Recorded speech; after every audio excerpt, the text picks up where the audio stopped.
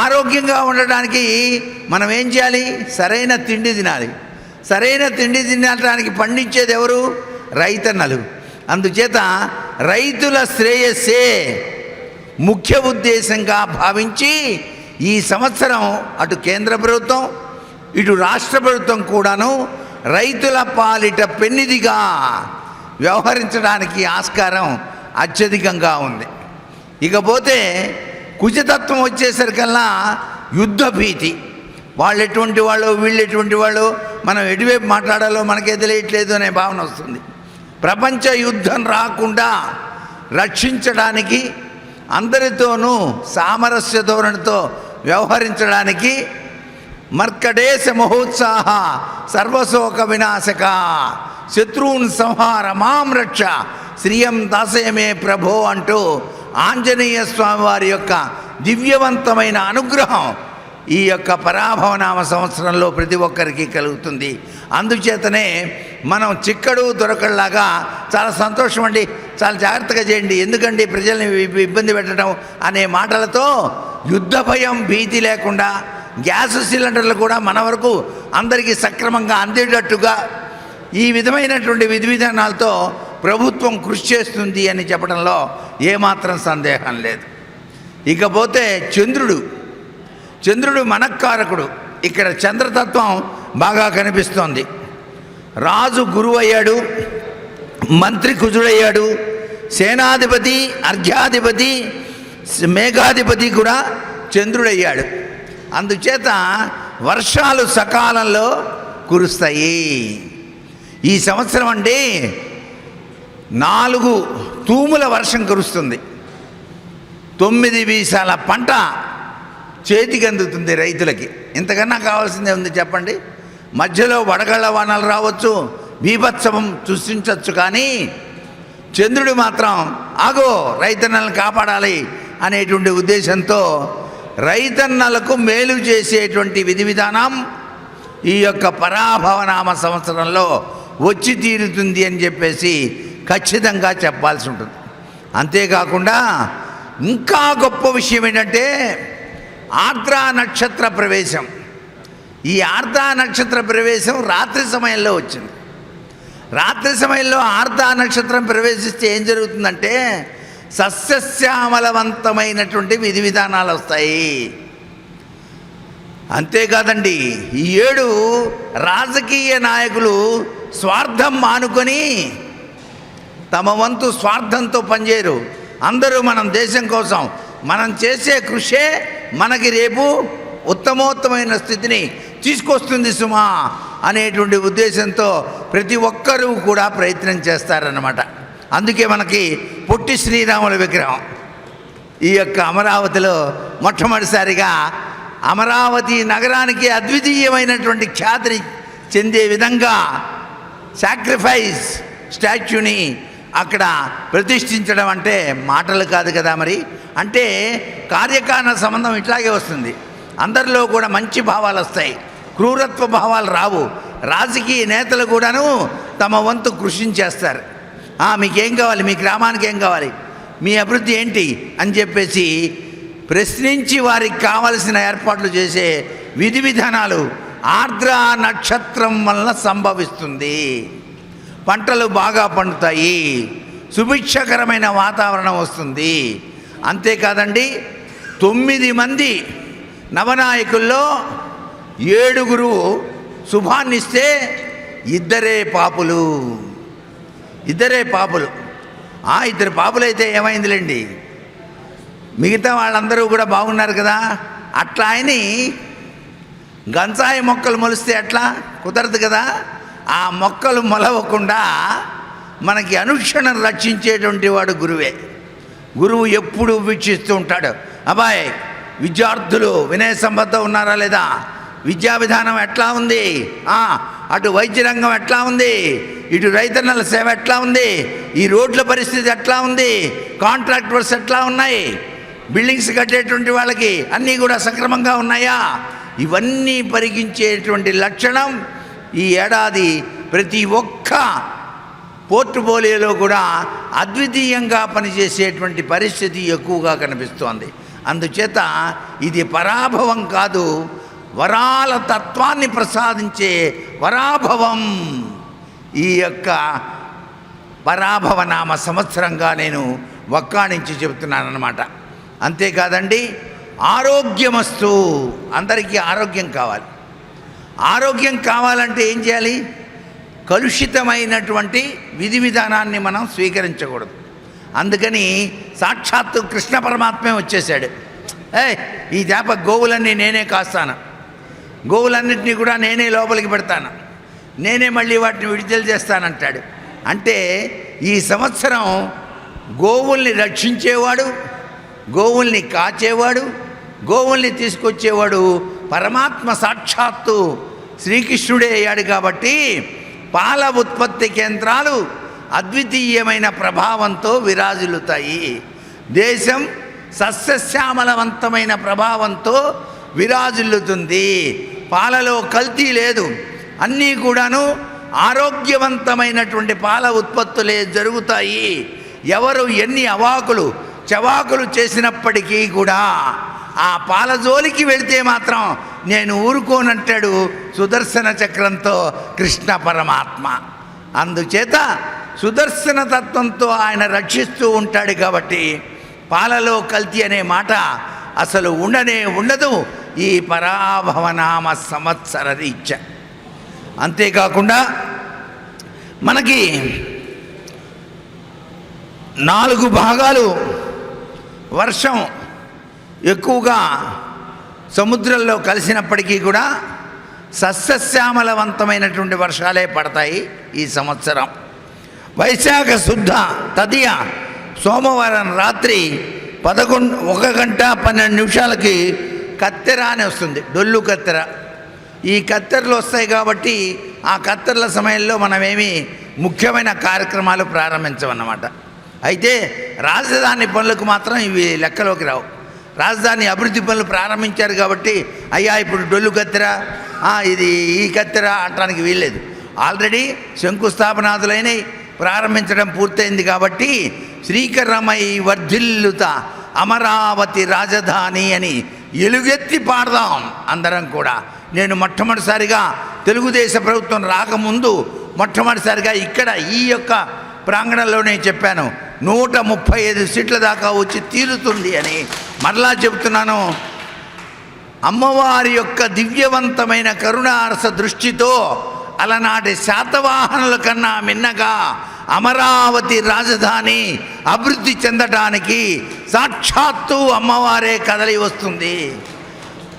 సాక్షాత్తు అమ్మవారే కదలి వస్తుంది.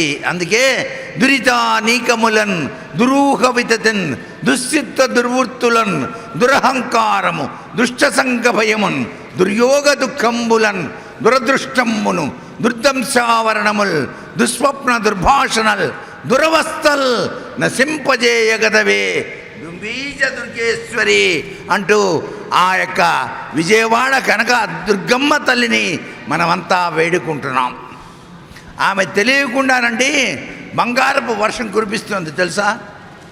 లేకపోతే ఇంతమంది ఫారినర్సు, ఇంతమంది కంపెనీల వాళ్ళు వచ్చేసి మేమిస్తాం అని లైన్లో నిలబడుతున్నారంటే ఆ తల్లి ఆ భావన వాళ్ళలోకి చూపించింది.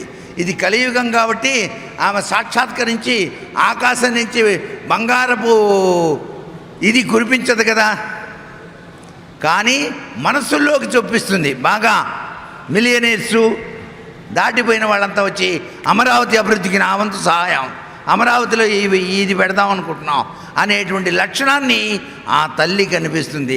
అమ్మ మనస్సు వెన్న కాబట్టి ఆ తల్లి అమ్మ మనందరినీ రక్షిస్తుంది. అందుకే అమరావతి పూర్వ వైభవాన్ని మించి అద్వితీయంగా విరాజిల్లుతుందని ఈ సందర్భంగా మరలా చెప్తున్నాను. ఇది నా వాక్కు కాదు, అమ్మవారి వాక్కు. అంటే నేను అమరావతి వాడిని కాబట్టి ఎక్కువ చెబుతున్నాను అనుకోకండి. నాకు అమరావతి అంటే ప్రాణం. ఈ అమరావతి ఎంత గొప్పగా డెవలప్ అయితే అంత బాగా చూసుకుంటూ ఆనందిస్తాం. ఇకపోతే పరాభవ నామ సంవత్సరంలో కేతువు అధిపతిగా ఉన్నాడు కాబట్టి కాస్త ప్రజల్లో మానవత్వం పెరిగినప్పుడు ఏమవుతుంది? దైవత్వం వస్తుంది. దైవత్వం వచ్చినప్పుడు ఏం చేయాలి? తీర్థయాత్రలకు వెళ్దాం అనుకుంటారు. అందుచేత తీర్థయాత్రాభిలాష పెరుగుతుంది. తీర్థయాత్రలు చేస్తారు. అక్కడ కూడాను చక్కగా స్నానం చేయడానికి వీలుగా ఆ యొక్క పుష్కర ఘాట్లు ఇవన్నీ కూడాను ప్రభుత్వం వారు తగిన చర్యలు తీసుకుంటారు. అందుకే అమరావతి ప్రపంచ ఖ్యాతిగాంచిన టూరిజం కేంద్రంగా తీర్చిదిద్దాలి అనేటువంటి సంకల్పంతో ఉన్నారు మన ముఖ్యమంత్రి గారు. అది నిజమై తీరుతుందని చెప్పచ్చు. ఎందుకంటే రాబోయే 2 పుష్కరాలు ఉన్నాయి. ఒకటి రాజమండ్రి, మరొకటి కృష్ణానది. కృష్ణవేణి పుష్కరాలు, రాజమండ్రి గోదావరి పుష్కరాలు. ఈ 2 పుష్కరాల్లో కూడా ఎంత డెవలప్ అవుతుందో మనం కళ్ళతో చూసి వీక్షించాం. అందుచేత అమరావతి కన్న కలలు నెరవేరుతాయని చెప్పడంలో ఈ పరాభవనామ సంవత్సరం నాంది పలుకుతుంది అని చెప్పేసి చెప్పచ్చు. అంతేకాకుండా మతపరమైనటువంటి వేడుకలు కూడా జరుగుతాయి. అన్ని మతాల సారం ఒక్కటే అనే ఉద్దేశంతో ఏ మతంతో మాకు తేడా లేదయా, అందరం కలిసే ఉందాం అనేటువంటి పరిస్థితిలో కలిసి ఉంటే కలద సుఖం, విడిపోతే విరిగిపోతాం అనే సూత్రాన్ని పాటిస్తాం. అంతేకాకుండా ధర్మం, మోక్షం ఇటువంటి నియమావళి ప్రకారంగా అందరూ కూడా ప్రవర్తిస్తారు అని చెప్పేసి చెప్పడం నిజంగా చాలా గొప్ప విషయం కదా. ధర్మో రక్షతి రక్షిత అనే సూత్ర ప్రాతిపదిక బాగా ఉంటుందన్నమాట.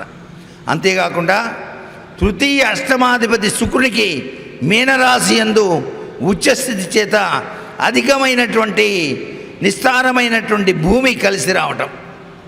అయ్యా అమరావతి అభివృద్ధికి ఇంకా కాస్త భూములు ఎవరన్నా ఇస్తారా అంటే మేమిస్తామని ముందుకు వచ్చే వాళ్ళ సంఖ్య కూడా పెరగచ్చు. పూలింగ్ సంగతి తర్వాత, పూలింగులు ఇవన్నీ కూడా తర్వాత పెట్టినా చాలా గొప్పగా ఉంటుంది. రియల్ ఎస్టేట్ రంగంలో ఉన్నటువంటి వాళ్ళు కూడాను చాలా సుసంపన్నమైనటువంటి స్థితిని సాధించడానికి ప్రయత్నం చేస్తారు.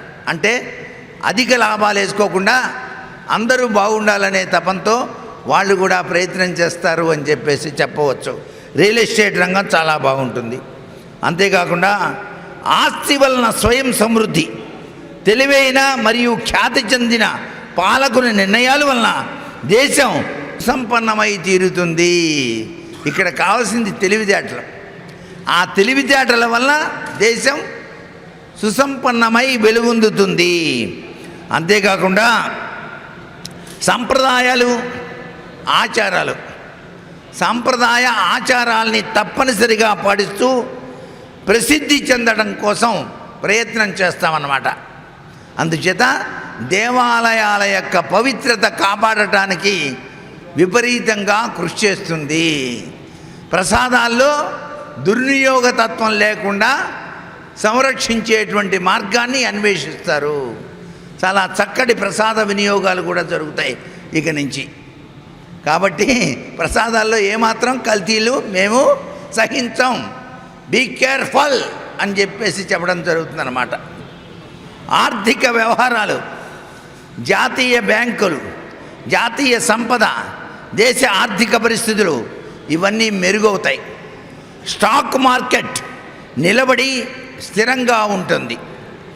రూపాయి మారక విలువ దేశానికి ప్రయోజనకరంగా ఉంటుంది. పర్యాటక విమానాలు, రవాణా వ్యవస్థలు చక్కగా పనిచేస్తాయి. అంటే విమాన కేంద్రాలు ఎక్కువ వెలుస్తాయి.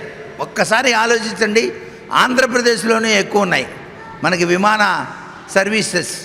అందుచేత పర్యాటక రంగం చాలా గొప్పగా అభివృద్ధి చేయడానికి ప్రభుత్వం కృషి చేస్తుంది. అంతేకాకుండా కమ్యూనికేషన్లు, వార్తా రంగము వారి పనితీరు నిష్పక్షపాతికంగా ఉంటుంది. విలేకరులు డబ్బులు ఇచ్చి వార్తలు రాయరు. మాకు డబ్బులు అక్కర్లేదు సార్, ఉన్నదేదో ఉన్నట్టు రాస్తామంటారనమాట.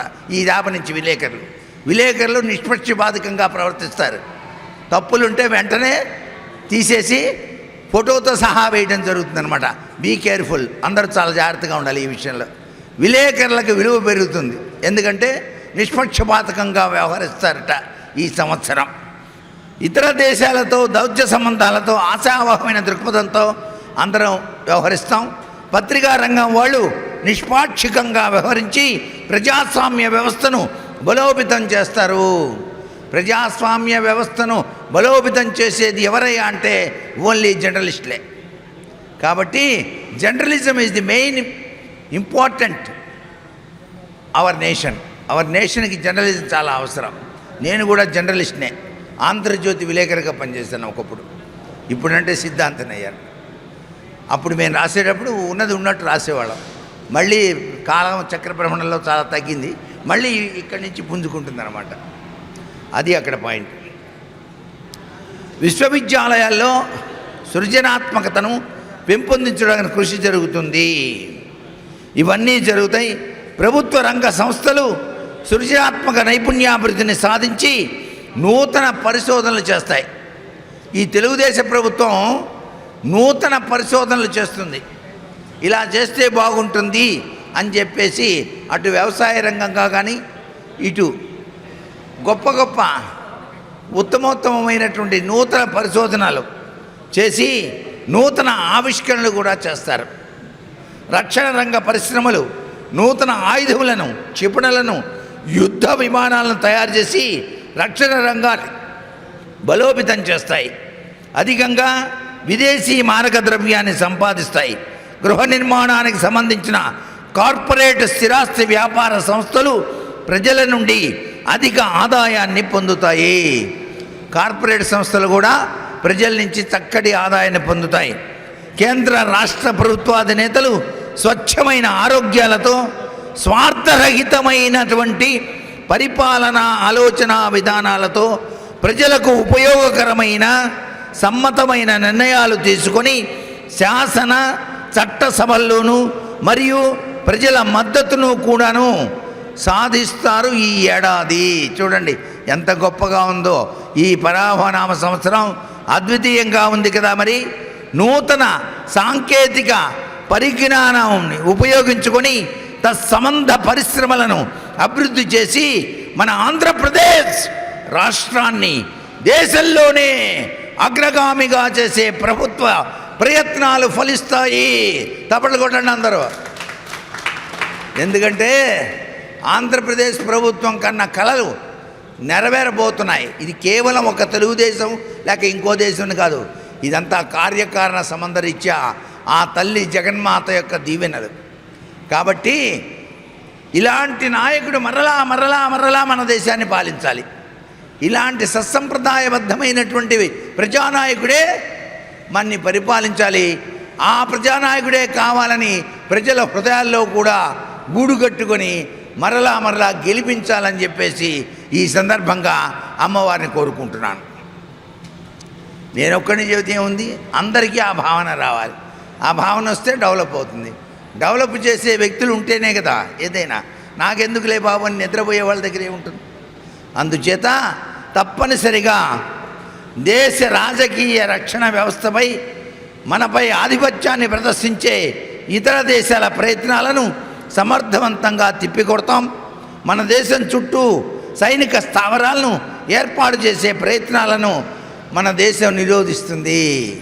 కొంతమంది వచ్చి మన చుట్టూతా కూడాను ఆర్మీని దించాలని ప్రయత్నం చేస్తారు. అదేం కుదరదు బాబు, మా షాప్ మేము పడతాం, మీరు వెళ్ళొచ్చని చెబుతాం. దానికి తగ్గట్టుగా ఏర్పాట్లు జరుగుతాయి. దేశంలో ఆత్మహత్యలు ఉండవండి. ఆత్మహత్యలు ఎందుకు జరుగుతాయి? ఆర్థిక ఇబ్బందులు ఉంటేనే. అందుకనే ఇప్పుడు ఆర్టీసీ బస్సు దగ్గర నుంచి వికలాంగులకు కూడాను ఫ్రీ సర్వీస్. కాబట్టి ఇంకా ఆత్మహత్యలతో పనే ఉంది చెప్పండి. నెలసరి మనీ కూడా ఇవ్వడం జరుగుతోంది. కాబట్టి ఆత్మహత్యలు, కరువు కాటకాలు, నేరాలు, మోసాలు తగ్గుముఖం పడతాయి. బంగారం రేటు పెరిగినా సరే, ఎన్ని ఉంగరాలు పెట్టుకున్నా నిశ్చింతగా నడిచి వెళ్ళొచ్చు, మన ఎవరు కొట్టరనమాట. అంటే నేరాలు ఘోరాలు తగ్గుతాయని అర్థం ఇక్కడ. అందుకే నేను ధైర్యంగా ఇన్ని ఉంగరాలు పెట్టుకొని వచ్చా. ఈ పరావనామ సంవత్సరం బాగుంది కదా అని. అంటే నాకు నమ్మకం అన్నమాట. ఈ యొక్క దేవుడు ఇచ్చిన వరం ఇదంతా కూడా. కాబట్టి చెబుతున్నాను. తర్వాత అంటువ్యాధులు అరికట్టబడతాయి. రైల్వే సంస్థలు, వైమానిక సంస్థలు, రవాణా రంగం, రహదారి మార్గాలు ఆధునీకరించబడతాయి. బ్రహ్మాండంగా ఉంటుంది అమరావతి రేపు ఫ్యూచర్లో. గురుని ఉచ్చరాశి సంచారం మఠాధిపతులకు గౌరవాన్ని, దేశానికి సమర్థవంతమైన రాజకీయ నాయకత్వాన్ని అందిస్తుంది. ప్రముఖ వ్యక్తులకు అంటే శౌర్యము, మంత్రిత్వపు చెరువు ఇటువంటి పనులు చేసే వాళ్ళందరికీ కూడా, నీతి కుశలతో వ్యవహరించే వారికి, పరోపకార ధర్మానికి కట్టుబడే వారికి ఆకస్మిక రాజ సన్మానాలు జరుగుతాయి. రెడ్ బుక్ అనేది ఉండదన్నమాట. రెడ్ బుక్ని తీసేసి అందరికీ రాజ సన్మానాలని, ఇంత బాగా చేస్తావు అనుకోలేదు, చాలా బాగా చేసావు ఇట్రా అని చెప్పేసి వెళ్ళి ఒక దండేసి ఓ సన్మానం చేస్తారు రాజకీయ నాయకులు కూడా. అంటే ఈ సంవత్సరం అంతా కూడా ప్రజల్లో మార్పు వస్తుంది, రాజకీయ నాయకుల్లో మార్పు వస్తుంది. స్వార్థం మానుకొని అభివృద్ధి కోసం పాటుపడతారు అని చెప్పేసి ఖచ్చితంగా చెప్పవచ్చు ఈ పరాభవనామ సంవత్సరంలో. ఇక అలంకరణ సామాగ్రి మాత్రం రేట్లు పెరుగుతాయి. రెడీమేడ్ వస్త్రాలకు మంచి డిమాండు, ఆభరణాలకు గిరాకీ పెరుగుతుంది. పరిమితులకు లోబడి వాణిజ్య వ్యాపారాలు చేయటం చాలా బాగుంటుంది. అయితే ఇక్కడ మనం గుర్తుపెట్టుకోవాల్సింది, దేశారిష్టాన్ని సూచించేటువంటి 2 గ్రహాలు ఉన్నాయి. గురుకేతువుల ఏకాదశి సంచారం చండాల యోగాన్ని ఇస్తుంది. కాబట్టి ఆ యోగాన్ని నుంచి రక్షించుకోవటానికి మనం అతిరుద్ర యాగము అనేటువంటిది తలపెట్టాను. నేనే తలపెట్టాను. అతిరుద్ర యాగం చేద్దాం అనుకుంటున్నాను. దానికి మీ తెలుగుదేశం ప్రభుత్వం అందరూ కూడా సహకరించాలి. ఇలా కనుక చేసినట్లయితే చాలా విశిష్టవంతమైనటువంటి యోగం కలుగుతుంది. అది కూడా అమరావతికి చేరువలో ఉన్న నరుకుళ్ళపాడు అనే గ్రామంలో అతిరుద్రయాగం కనుక చేసినట్లయితే ఈ దేశం యావత్తు కూడా సస్యశ్యామలవంతంగాను ఆరోగ్యప్రదంగాను ఉంటుంది. పరిపాలించే వారికి ఆరోగ్యం లేకుండా ఏం చేస్తారు? అందుచేత ఆరోగ్యంతో పాటు ఆయుష్ కూడా బాగా పెరగాలి. ఇవన్నీ కూడా గుర్తుపెట్టుకొని మనం సాధిద్దాం. ఏది ఏమైనప్పటికీ కూడా ఈ సంవత్సరం శతవిధాలా కూడా బాగుంది. ఇక రాశి ఫలితాలు అంటారా, అందరికీ తెలిసిందే. అన్ని రాశుల వాళ్ళు కూడాను ఆ రాశి యొక్క ఫలితాన్ని బట్టి బేస్ కాకుండా వారి స్వయం నక్షత్ర రీత్యా సంభవించేటువంటి ఆ జాతక చక్రాన్ని అనుసరించి చేసుకోవడం ఉత్తమోత్తమైనటువంటి పరిస్థితి. ఇంకా బాగా తెలుసుకోవాలంటే అమరావతి నా దగ్గర రండి, చేతులు చూసి జాతకాలు చెబుతాను, అది వేరే విషయం. ఇక్కడ ఎందుకు చెబుతున్నానంటే మనకి అన్ని విధాలా శ్రేయోదాయకమైన ప్రభావం ఈ సంవత్సరం రాజకీయంగా బాగుంది. నేతలకి చాలా గొప్పగా ఉంది. సర్వజనావళి కూడాను అనేక రంగాలలో అభివృద్ధి చెందుతారు. ఇటు రియల్ ఎస్టేట్ రంగం, అటు వైద్య రంగం, వ్యవసాయ రంగం, అన్ని రంగాలు కూడాను చాలా అభివృద్ధిని సాధిస్తాయి అని చెప్పేసి ఘంటాపథంగా చెప్పవచ్చు. విదేశీయులతో కూడాను సత్సంబంధాలు బాగా పెరుగుతాయి. ఈ పరాభనామ సంవత్సరం అందరికీ మేలు కలగాలని చెప్పేసి పరమేశ్వరి అనుగ్రహం ఎల్లవేళలా ఉండాలని చెప్పేసి కోరుకుంటూ, అమ్మా నీకున్న సహస్ర నేత్రాలు సహస్ర బాహువులతో అందరినీ రక్షిస్తావు కదూ దుర్గమ్మ అంటూ, కలవు సహస్ర బాహువులు కావున నీ ఒక చేతనాపనలు సెలుపుతూ వటంచునమితి నమ్మనేను ఓ చక్కని తల్లి, సహస్రలోచనంబుల ఒక కంటనైనన్ అలువౌకగా చూచిన ధన్యజీవినై, తులయును లేని వైభవంబు తోడనే తులతూగుచునంచు నెంచితిన్. నాకు మరలా ఇట్లాంటి అవకాశాలు తెలుగుదేశం పార్టీ కార్యాలయానికే పరిమితం చేసిన వారికి మరొక్కసారి నమస్కారం చేసుకుంటూ, ముఖ్యమంత్రి గారు ఎదుట పంచాంగ శ్రవణం చేసే భాగ్యం కలగాలని ఆ తల్లిని మనస్ఫూర్తిగా వేడుకుంటూ, సర్వే జనా సుఖినో భవంతు. మంచికి పోయినా చెడు ఎదురవుట అని. అందుకే నేను ఇది పరాభవం కాదు వరాభవం అన్నా. ఎందుకంటే గ్రహాలన్నీ బాగున్నాయి. మనకున్న 9 నవనాయకుల్లో 7 శుభులుగా ఉన్నారు, ఇద్దరే పాపులుగా ఉన్నారు. అందుచేత పరా అనేటువంటి పదం అమ్మవారి యొక్క పదంగా తీసుకోవడం జరిగింది. అందుచేత అమ్మవారు అనుక్షణం తనకున్న సహస్ర నేత్రాలతో మన్ని రక్షించి ఈ దేశ అభివృద్ధికి ఆ తల్లి మార్గదర్శకురాలవుతుంది. అందుకే అమరావతి అంతర్జాతీయంగా ప్రపంచ ఖ్యాతిగాంచే విధంగా తీర్చిదిద్దబడుతుంది. రాజకీయ నాయకులు కూడాను నిస్వార్థంగా పనిచేసి అభివృద్ధి పథంలో పయనింపజేస్తారు. రైతన్నలకు మేలు కలుగుతుంది, విద్యా వినయ సంపత్తి బాగుంటుంది, వైద్య రంగం వ్యాపారం కాకుండా పనిచేస్తుంది.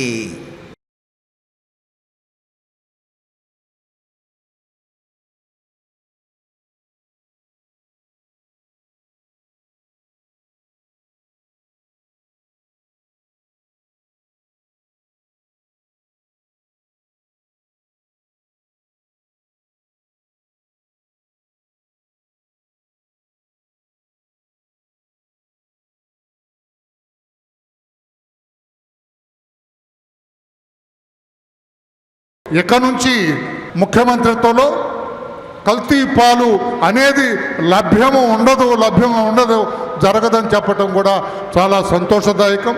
చాలా తద్వారా ఎలా ఉంటుంది రాష్ట్రం, ఎలా ఉండబోతుంది, అమరావతి గురించి ఆనాడు యక్షుల రాజధాని, దేవతల రాజధాని అమరావతి మరొక్కసారి మన కళ్ళ ముందు కనిపించే రీతిలో ఉండబోతుంది.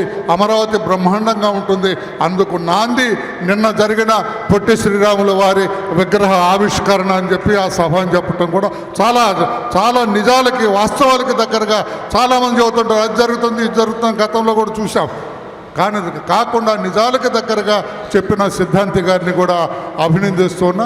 వాస్తవాలు చెప్పారైనా ఏ రకమైనది అధికారం, ఈనాడు ఉన్న అధికారం మరలా మరలా మరలా మరలా మరలా ఉండబోతుందంటే భవిష్యత్తులో ప్రత్యర్థులకి స్థానం లేదు అని కూడా ఆయన నిగూఢంగా చెప్పారు. ఆయన చెప్పకనే చెప్పారు. ఆయన ప్రత్యర్థులకి ఈ రాష్ట్రంలో స్థానం ఉండదు, మరలా మరలా మరలా ఇదే ప్రభుత్వం ఉంది, ఇదే చంద్రబాబు గారి నాయకత్వం, పటిష్టమైన నాయకత్వం రాష్ట్రంలో ఉందని చెప్పినందుకు కూడా గౌరవ సిద్ధాంతి గారికి తెలియజేస్తూ ఈ రోజున సిద్ధాంతి గారిని సత్కరించవలసిందిగా తెలుగుదేశం పార్టీ రాష్ట్ర అధ్యక్షులు, సౌమ్యులు, పెద్దలు, మనందరికీ ఇష్టలు శ్రీ పల్లా శ్రీనివాస్ గారిని సాదరంగా కోరుతున్నా.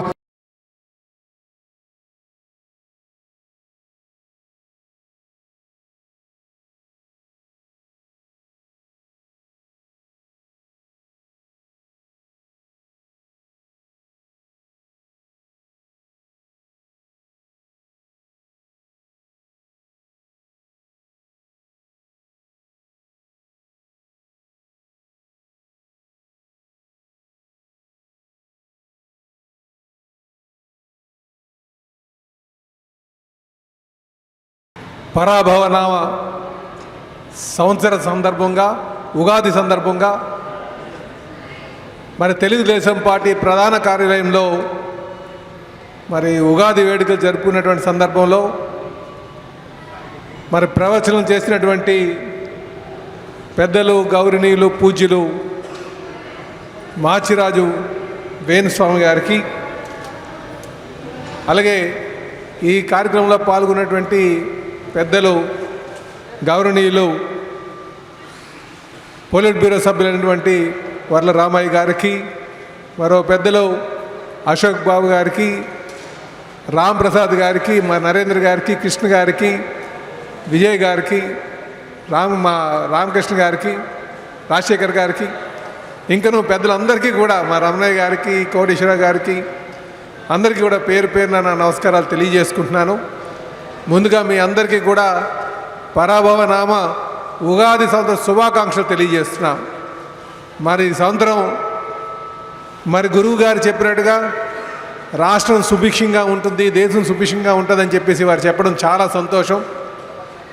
మరి ఆ విధంగా మన రాష్ట్రం అంతా కూడా వర్ధిల్లాలని చెప్పేసి ఆ భగవంతుని కోరుకుంటూ మరి తెలుగు ప్రజలందరికీ, ఈ రాష్ట్రంలో ఉన్నటువంటి తెలుగు ప్రజలకి, ఈ దేశంలో ఉన్నటువంటి తెలుగు ప్రజలకి, అలాగే ప్రవాసాంధ్రులందరికీ కూడా మరొకసారి ఉగాది శుభాకాంక్షలు తెలియజేస్తూ ఈ సంవత్సరం మన గౌరవ ముఖ్యమంత్రి వర్యులు తెలుగుదేశం పార్టీ జాతీయ అధ్యక్షులైనటువంటి చంద్రబాబు నాయుడు గారి పాలనలో అందరూ కూడా సంతోషంగా ఉండాలి.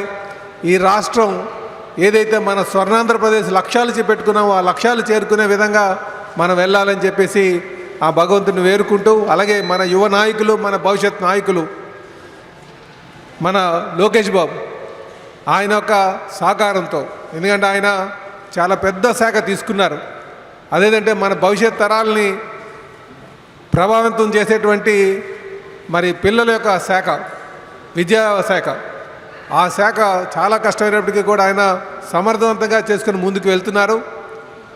ఆయన అందులో ఆయన ఆశించే విధంగా ఆ శాఖ అభివృద్ధి చెందాలి, మనల్ని అందరినీ కూడా నడిపించాలని చెప్పేసి కోరుకుంటూ, అలాగే మరొక మారు మన తెలుగు ప్రజలందరికీ కూడా ఉగాది నామ సంవత్సర శుభాకాంక్షలు తెలియజేస్తూ ఈ రాష్ట్రం సుభిక్షంగా ఉండాలి, అందరూ కూడా హ్యాపీగా ఉండాలి, సంతోషంగా ఉండాలని చెప్పి కోరుకుంటూ స్వర్ణాంధ్రప్రదేశ్ లక్ష్యాల వైపు చేరుకునే విధంగా రాష్ట్రం ప్రయాణం చేయాలని కోరుకుంటూ సెలవు తీసుకుంటున్నాను. నమస్కారం. పరాభనామ సంవత్సరం ఉగాది వేడుకలు జరుపుకోవటం ఎంతో ఆనందంగా ఉంది. ఈ సమావేశానికి విచ్చేసినటువంటి పెద్దలు, మన సిద్ధాంతకర్త మాచిరాజు వేణుగోపాల్ గారికి ప్రత్యేకంగా నేను కృతజ్ఞతలు తెలియజేసుకుంటున్నాం. ఎందుకంటే ఇది మూడోసారి. 2024లో 135 సీట్లతో తెలుగుదేశం పార్టీ విజయం సాధిస్తుందని చెప్పి ఆయన చెప్పింది వాస్తవం అయింది. దానికి ఆయనకి ప్రత్యేక కృతజ్ఞతలు తెలియజేసుకున్నారు 2 సార్లు కూడా ఇక్కడ వచ్చినందుకు. అదేవిధంగా రాష్ట్ర అధ్యక్షులు పల్లా శ్రీనివాసరావు గారికి, అదేవిధంగా జాతీయ ప్రధాన కార్యదర్శి మా సోదరులు వర్ల రామయ్య గారికి, ఆఫీస్ సెక్రటరీ అశోక్ బాబు గారికి, మా పూజ్యులు రమణ గారికి, నాదళ్ల బ్రహ్మం గారికి, అదేవిధంగా కోటేశ్వరరావు గారికి, రాజశేఖర్ గారికి, విజయ్ కుమార్ గారికి, నరేంద్ర గారికి, కృష్ణ గారికి, మాళయాద్రి గారికి, ఇతర పెద్దలందరికీ కూడా వచ్చినందుకు కృతజ్ఞతలు తెలియజేసుకుంటున్నాం.